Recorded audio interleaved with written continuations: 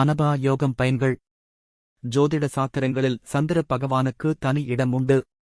ஒரு நபரின் ஜாதகத்தில் 12 கட்டங்களில் சந்திரன் இருக்கும் வீடுதான் அந்த ஜாதகரின் ராசி ஆகும். ஜாதகத்தில் கிரகங்களின் பலவிதமான நிலைகள், அமைப்புகளைக் கொண்டு பல்வேறு யோகங்கள் ஒருவருக்கு ஏற்படுகின்றன. அந்த வகையில் ஜாதகத்தில் சந்திரன் கிரகத்தை அடிப்படையாக கொண்டு ஏற்படும் அனபா யோகத்தைப் பற்றி இங்கு விரிவாக தெரிந்து கொள்ளலாம். ஒரு நபரின் ஜாதகத்தில் சந்திரன் இருக்கும் வீட்டிற்கு 12ஆம் வீட்டில் சூரியன், சனி, ராகு, கேது ஆகிய கிரகங்களைத் தவிர்த்து வேறு ஏதேனும் கிரகங்களில் ஏதேனும் ஒன்றோ அல்லது ஒட்டுமொத்தமாக அந்த 12ஆம் இடத்திலே இருந்தால் அந்த ஜாதகருக்கு அனபா யோகம் ஏற்படுகிறது.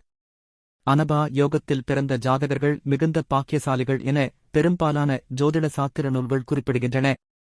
பிறந்ததிலிருந்தே நற்குணங்கள் அதிகம் கொண்ட நபர்களாக இந்த அனபா யோக ராசிக்காரர்கள் இருப்பார்கள்.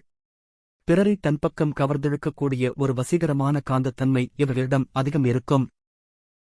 சமூகத்தில் அனைவராலும் மதிக்கப்படும் உயர்ந்த நிலையை அடைவார்கள். அரசாங்கத்தின் முழுமையான ஆதரவை எப்போதும் பெறக்கூடிய திறமை பெற்றவர்களாக இருப்பார்கள். பொறுமை குணம் இவர்களிடம் அதிகம் இருக்கும். இவர்களின் ஜாதகத்தில் சந்திரன் இருக்கும் இடத்திற்கு 12ஆம் இடத்தில் குரு கிரகம் இருக்கப் பெற்றால் மதத்தின் மீது தீவிர பற்றும், யோகம், தியானம் போன்றவற்றில் அதிக ஈடுபாடு கொண்டவர்களாக இருப்பர். அந்த 12ஆம் இடத்தில் சுக்கிரன் இருக்கப் பெற்றால் சுகபோகங்களில் அதிகம் ஈடுபாடு உள்ளவராக இருக்கக்கூடும்.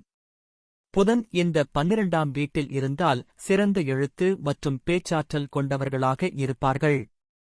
செவ்வாய் 12ஆம் வீட்டில் இருந்தால் அதிகாரம் செலுத்தும் தன்மை, பிறரை வழிநடத்தக்கூடிய தலைமை குணம் உண்டாகும்.